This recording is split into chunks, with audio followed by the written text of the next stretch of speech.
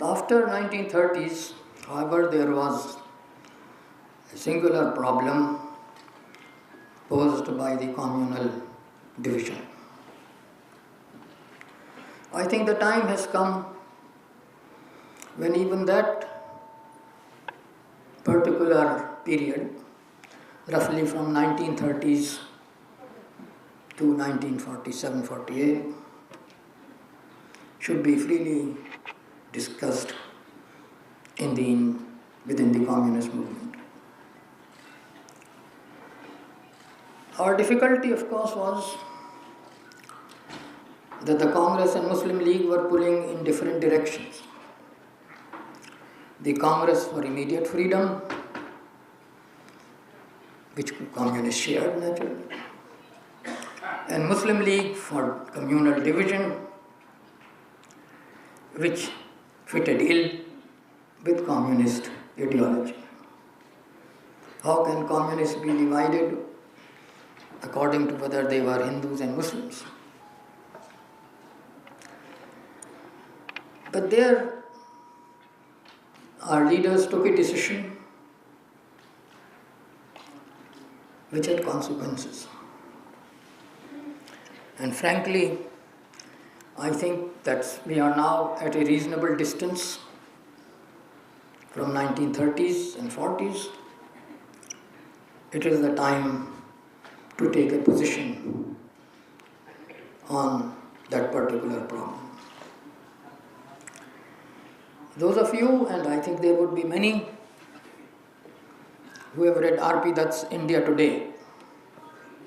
And there's a whole chapter on India in India Today, because this was written in 1945 or so, in which R.P. Dutt, the major communist spokesman of the time, both in England and India, laid out a case why India should not be divided on communal lines. It's one of the most effective chapters of his book on India. Either our readers did not read R.P. Dutt carefully enough, or there were other reasons why the Communist Party at that time decided to treat Congress and the League, Muslim League, in the same way. Of course, with the Congress we had differences now on the question of war, where after the German invasion of Russia, our position was that war effort should be supported, whereas the Congress had still a large amount of hesitation on that point. This is not the place to go into a discussion of that, but it is important to realize that after 1941-42, our position with regard to the war was very different from that of the Indian National Congress. And that was one reason for the division.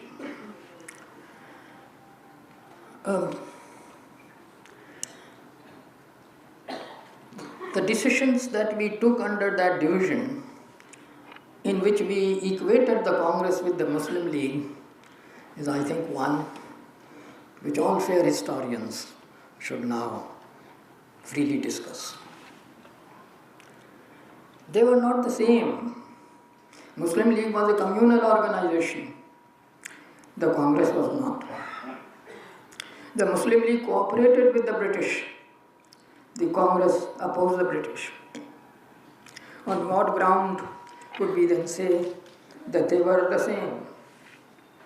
That Muslim communists should go into the Muslim League and the others to the Congress. It is time now, I think, to look into our own shortcomings of the 40s. I believe that this was a wrong decision, that this indeed divided the communist movement on communal grounds.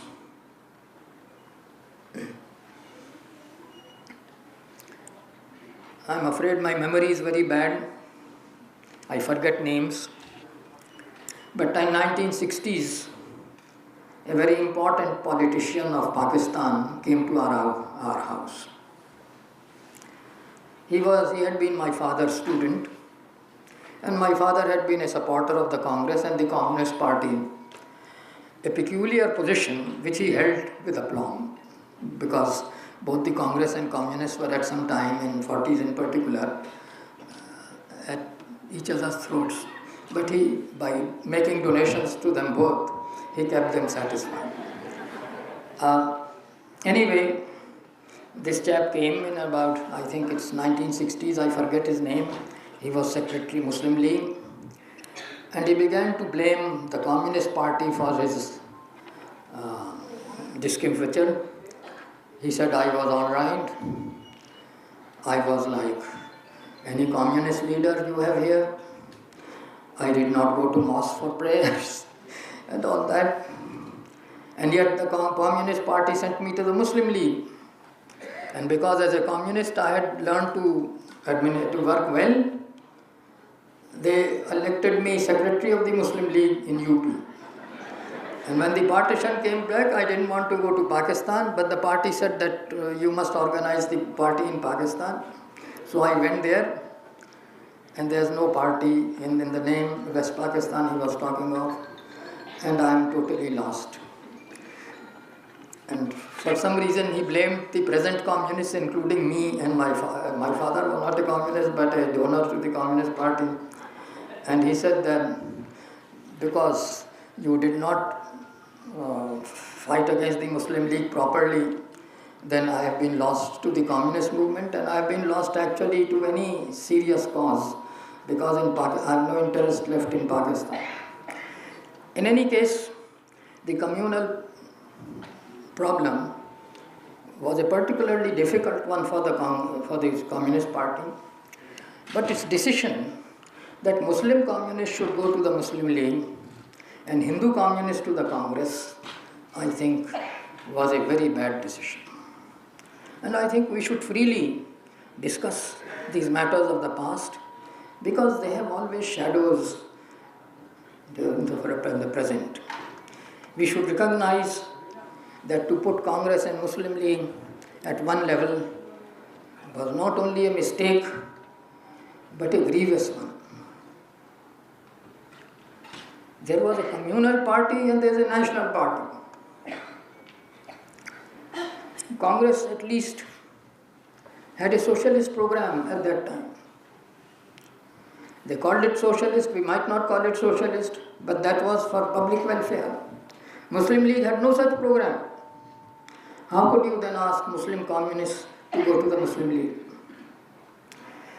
And therefore, as I was saying, a student of my father's, whose name I have unfortunately forgotten because now I have become very old, and he came to our house in 1960s complaining that the Communist Party was responsible for his discomfiture.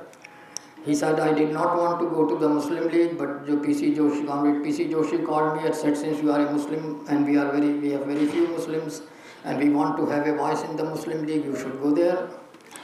And because Communist Party had trained me well, I soon became Secretary UP Muslim League. And then Pakistan and the Supreme Court judge in Pakistan. And he blamed all this for his departure from Marxism. He blamed all this on Comrade P.C. Joshi and his policy of appeasement of the Muslim League.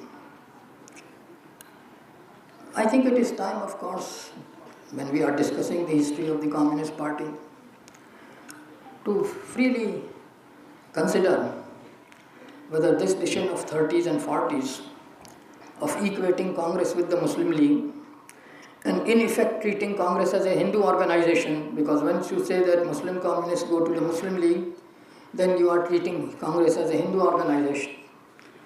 This was an enormous error. I think there should be free consideration of how these things occurred in the history of our party.